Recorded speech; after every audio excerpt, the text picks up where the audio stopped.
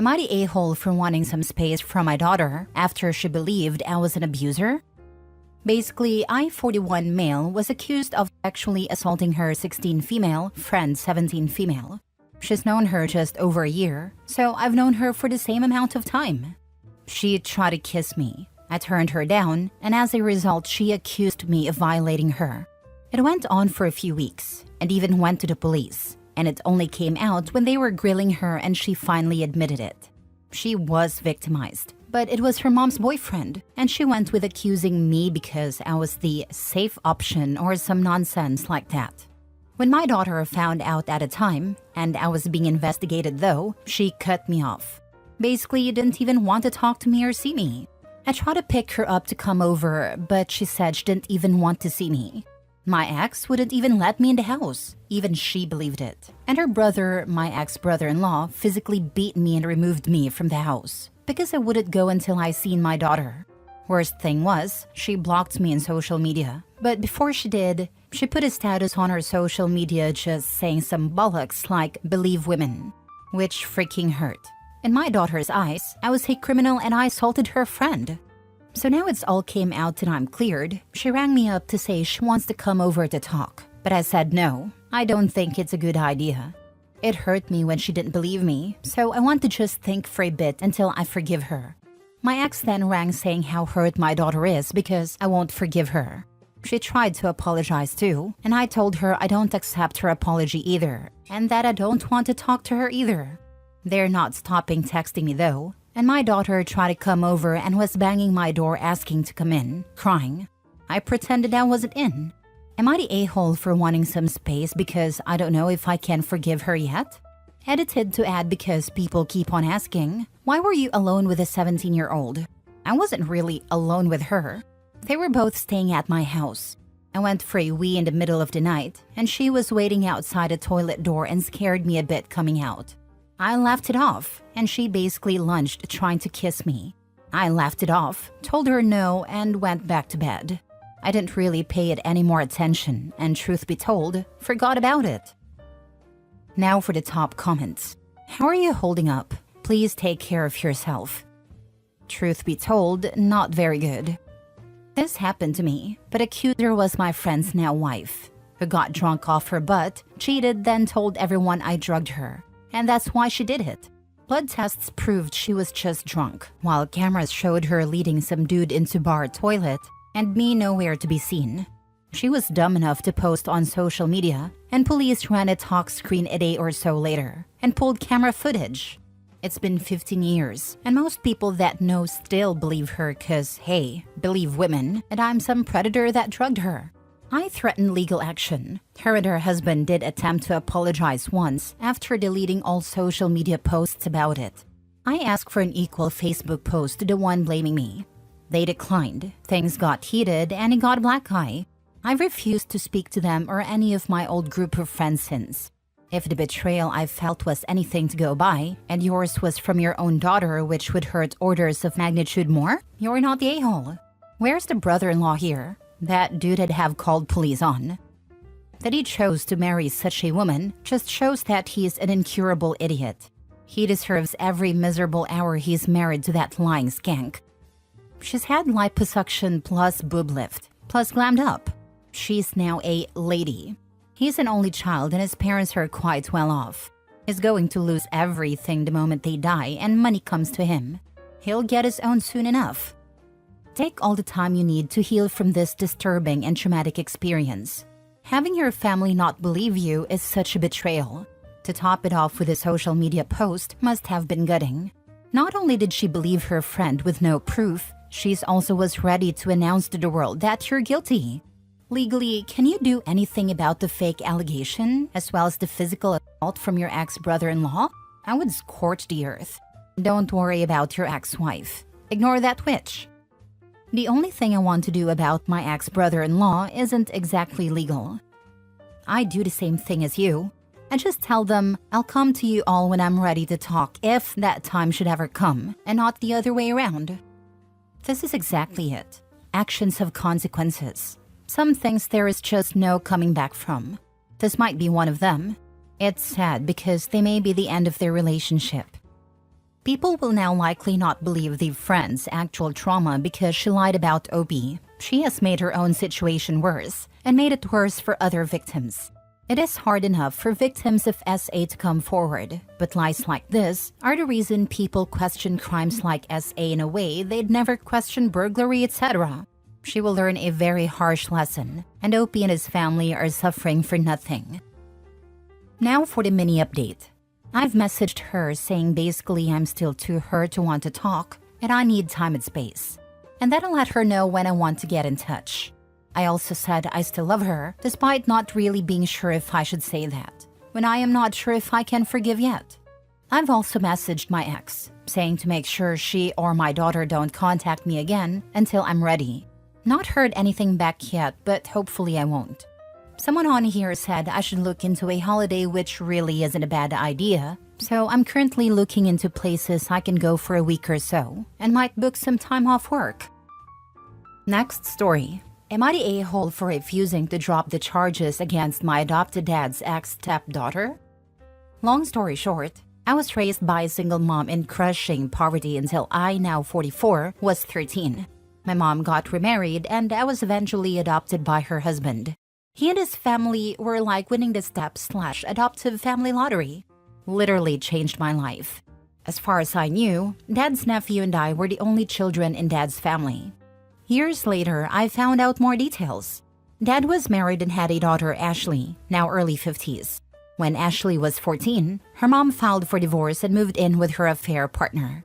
She told Dad she had been cheating their entire relationship and he wasn't Ashley's biological father. Her affair partner had been married their entire relationship, and when his wife died, he wanted Ashley and her mom to move in. DNA testing was expensive and not common for paternity at the time, but Dad was excluded as Ashley's father by blood type. Ashley's mom had known since shortly after her birth that Dad wasn't her biological father because of their blood types. Ashley and her mom moved in with affair partner and his children in the home he had previously shared with his wife. They requested that Dad neither pay child support nor have visitation. Ashley was 15 or 16 by then, and she wrote Dad a letter asking him to leave her alone and let her build relationships with her biological family. He did as she requested, and they never reconnect as father and child after that. As far as I know, they never spoke again. Ashley's mom wanted a quick divorce and property settlement. Dad got the house and contents. Ashley's mom got cash. I barely knew Ashley existed until Dad died. Dad's will specifically mentioned her, denied her as his biological child. I'm pretty sure he was never removed from her birth certificate, and expressly stated that she was to get nothing from his estate. When she got notice that she was disinherited, she contacted me. Initially, she was very pleasant and asked if she could have some heirlooms that her mother had left behind in a divorce. I wasn't necessarily opposed and asked her to send me a list of items. She never provided a list and wanted to come look around and find stuff. I declined. Over the past 5 years, she has become increasingly more aggressive and volatile. Turns out, affair partner wasn't her biological father either. His family had a bit of money and paid for DNA testing in the early 1990s, after Ashley was an adult. His parents and grandparents wouldn't pay for her college or include her as a grandchild in their wills without proof she was biologically related. She wasn't included in affair partner's will because she wasn't his biological child. She is very angry. She feels cheated. She has no idea who her biological father is. Her mom swore on her deathbed that affair partner was her dad, and the DNA test was wrong. She leaves me alone for a while and then starts showing up at my house and job, ranting and carrying on about how I stole her life, her inheritance, her childhood home. She refers to me as the replacement. Eventually, I involved the police and she's been charged with remaining after forbidden and/or disturbing the peace 10 times. She escalated to property damage, and I finally had grounds for a restraining order. She violated it multiple times and was charged with misdemeanor violation of a protective order a couple of times. The last time they charged her with a felony. Now she's worried that the felony could impact her job. She wants me to drop the charges. Am I the a-hole for refusing to drop the charges against her? Now she's worried? Now, after all of this, not the a-hole. Don't drop the charges. OP, if you let her off again, she's only going to escalate. She's finally about to suffer a real consequence, and that has her scared, but not remorseful about what she's done. Also, you didn't do this to her. She did it to herself. She had plenty of warnings. Not the a-hole. She's stalking you and it's alarming. So it's fine for her to trespass, cause scenes at your home and job, but when her own job is supposedly at risk because of her outrageous behavior, you're expected to help her out? Don't fall for it. Ask the prosecutor and court to hold her fully accountable. Do not drop these charges. She will just start up again. Sadly, she did get screwed over by a lot of people, but not your problem. She mainly got screwed over by her mom sleeping with multiple men and not knowing who her father is. Poor woman. OP has Ashley indicated if she has done a 23andMe kit or similar and did a little legwork to see if she may be your father's actual daughter or her mom may have lied on her deathbed and there was more than the two men. I don't know what she has done as far as DNA testing. My dad was blood tested by the court and excluded as her father as a man with his blood type couldn't possibly be the father of a child with hers. Honestly, you're definitely not the a-hole here. Ashley sounds like she's just trying to blame you for her own issues, and it's super unfair for her to harass you like that. Like, girl, you didn't steal her life. Her mom did that. You have every right to protect herself and keep those charges. If she didn't want consequences, she shouldn't have acted like a total mess. It's wild how she thinks she can just waltz in and demand you drop everything after all that drama. Stay strong. I literally feel terrible for her. Everything good in my life is because of Dad and his family. I never would have gone to college without their financial support. I probably wouldn't have even finished high school if my life hadn't changed so drastically. I can't imagine where I'd be in life if they hadn't taken me in. Last story. Am I the a-hole for not inviting my father because he disowned me after knowing that I wasn't his biological child? So let's get into it, I guess. Almost a decade ago, my dad found out that my mom cheated on him with another guy years ago through my mother's sister. My mom and aunt weren't in good terms, so she told Dad everything. My parents fought over this and Dad filed for divorce. We all got DNA tested, and out of 3 children, I was the only one who wasn't his. It felt so bad to know that your dad who raised you for almost 16 years wasn't really your dad. That didn't feel as bad as him kicking me out of his house when I was begging him not to. I wished I could just end myself when he disowned me. My mom went into a depressive state and would just spend all day in bed and would just get out to use the toilet. My grandparents lived in a different state, but they did everything they could to make our lives better. I needed to come home from school, do all the chores in the house, and tend to my mom and check on her. I did everything that could possibly be done to make sure we lived. I would ask my mom who my real dad was, but all I got was screaming or a hit. My siblings and grandparents from Dad's side tried to make things right between me and Dad, but he wouldn't budge. Apparently, I was just a reminder that Mom cheated on him and nothing else. I remember my 17th birthday when no one remembered that it was my birthday. I cried to the point where I didn't have any tears left. Even when I graduated from high school, only my grandmother came. Why didn't my feelings matter to anyone? Why was I supposed to endure this? After I returned from my graduation, I told my mom that I was leaving if she doesn't tell me who my real dad is, and this time she did tell me who he was. I met him after finding where he lived. I discovered that I have a half-brother, and that my real father was a widower and a doctor. He didn't know that I existed or the fact that my mom was married. It took us time, but we built a bond and he helped me get through college and he walked me down the aisle. He even got Mom some help and I am forever grateful to him. Well, present time me, I 26 female, was married to my lovely fiancé last week and I didn't invite my ex-dad to my wedding. He tried to contact me before the wedding, but I don't want anything to do with him. My siblings and grandparents from ex-dad's side say I am wrong and that he wanted to come and make things right. But I don't want to make things right. He had a right to abandon me, so I have a right to do the same. He isn't my father. He was once upon a time, but not now. I understand that he was hurt, but I was hurt too. Everyone tells me to let go of the grudge, but I just don't want him in my life. And no, I won't give him another chance. My husband understands, but no one else seems to understand what I had to go through to get to where I am now. He cannot just come to my life 9.5 freaking years later and expect things to be alright. Am I the a-hole? Now for the comments. I don't blame you at all for not inviting him. He made his choice when he disowned you, and that caused a deep hurt that doesn't just go away. You've already rebuilt your life and found a real father figure who supported you. You have every right to protect your peace and keep him out.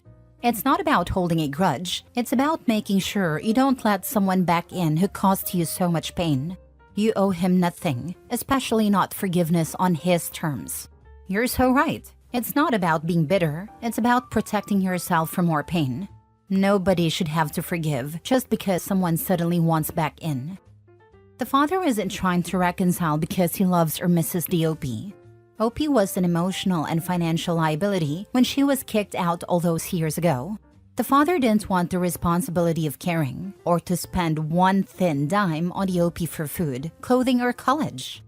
Now that OP has been to college, has a nice job and a nice partner that could help feed and drive the father to his doctor's appointments when he gets too old to care for himself, suddenly the OP is seen as a genuine asset. The father is just at the age where his own parents are needing more of him, and it's making him reconsider who he has to support himself in his old age. Not the a-hole. Tell everyone that you aren't holding a grudge and don't wish him ill, that you're just unwilling to reopen a wound that you've worked so hard to start healing, that you need to remain no contact in order to continue your healing journey, so you wish him peace, but your paths diverged 10 years ago and will never meet again. Why would he just abandon her and decide he wants to fix things after 9 years when she already has her life sorted out, after he ghosted her when she needed him the most? He made crystal clear he didn't want to be part of your life. Let him live forever with the consequences of that decision. OP's father took the decision that was best for him 9+ years ago. Now she's taking the decision that is best for her now, not the a-hole. Unfortunately, the decision he made was not the best for him in the long run. While it was made at a time when his emotions ran amok, as a grown adult who had raised this child for 16 years, he had ample time to rectify the situation. He failed to do so and relinquished his right to have a place in her life. Not the a-hole OP. However you proceed, do so in the fashion you're comfortable with. Congratulations on your marriage and finding your bio dad.